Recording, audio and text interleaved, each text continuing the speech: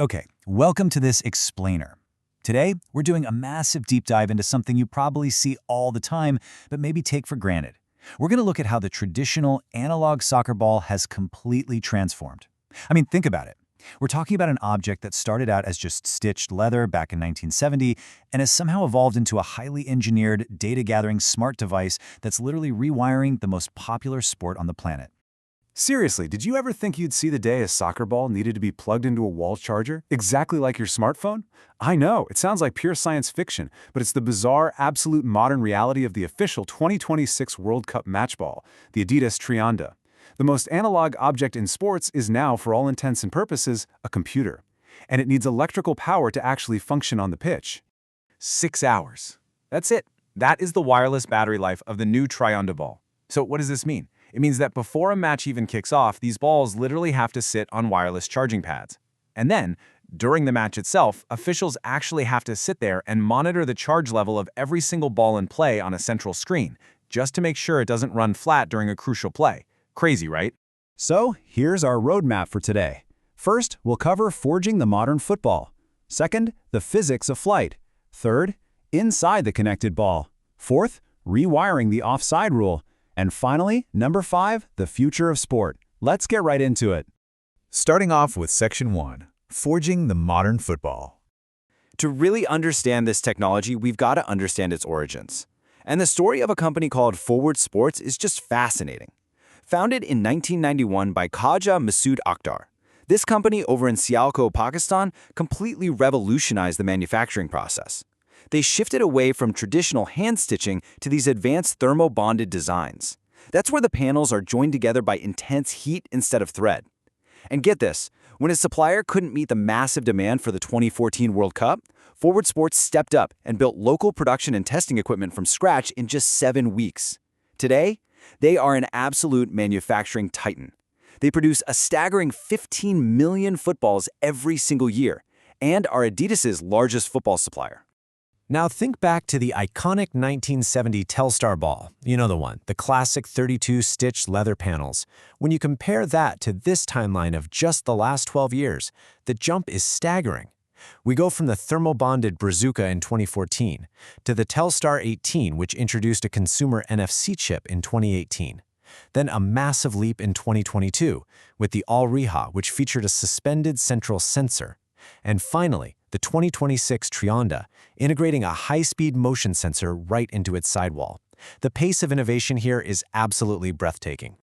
Moving on to Section 2, the Physics of Flight.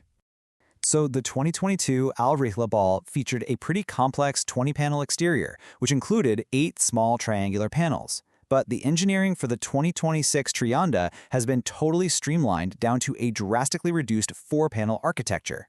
And look, this isn't just an aesthetic choice to make it look cool. Reducing the number of seams and changing the panel geometry fundamentally alters the aerodynamic drag. This is exactly why recent balls move so unpredictably in the air, making it an absolute nightmare for goalkeepers to track them. And researchers don't just guess about these physics, they take these balls into highly controlled wind tunnels, like the one at the University of Tsukuba in Japan. They actually mount the ball on a stainless steel rod and blast it with wind speeds up to 35 meters per second. They are painstakingly measuring the microscopic forces pushing and pulling on the ball just to understand exactly how it interacts with the air around it. Okay, so when you graph the drag coefficient against the Reynolds number, which is basically just a fancy way of saying wind speed, you see that even seemingly equivalent balls have slight aerodynamic differences based entirely on their panel shapes and surface textures. That sudden drop in drag dictates how fast the ball travels, and it perfectly explains that sudden, unpredictable dip that leaves goalkeepers totally stranded on their way to the goal. Which brings us to Section 3, Inside the Connected Ball. So what's the secret ingredient making all this possible? It's an IMU, or an inertial measurement unit. This is the exact piece of hardware tucked inside the Trianda, developed in a collaboration with a Munich-based sensor firm called Conexon. It basically bundles accelerometers and gyroscopes together. To put that in perspective, it's the exact same class of technology that tells your smartphone which way is up, but it's heavily optimized to survive the extreme violence of a professional soccer match.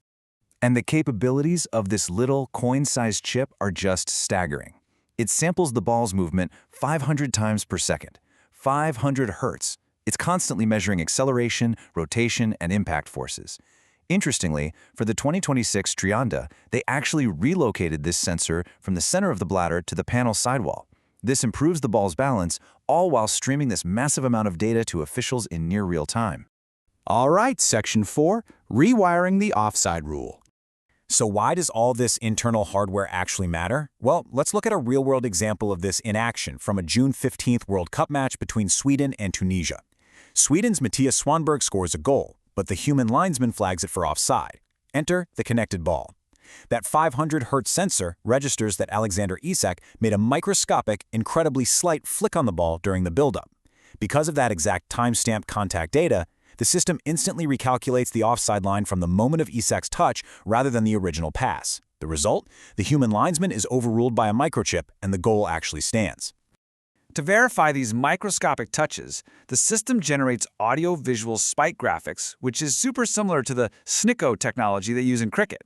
This sensor data is then fused with 12 calibrated tracking cameras that are mapping the player's limbs across the pitch. It can confirm faint contacts and enforce margins as incredibly fine as 10 centimeters. Once the software fuses the exact moment of the kick with the player's positions, it sends an automated alert directly into the official's earpieces, totally bypassing those lengthy video booth delays. But this creates a really fascinating divide in the sport. On one hand, we now have objective measurement. Offside is a precise, factual measurement handled by software and sensors down to the actual centimeter.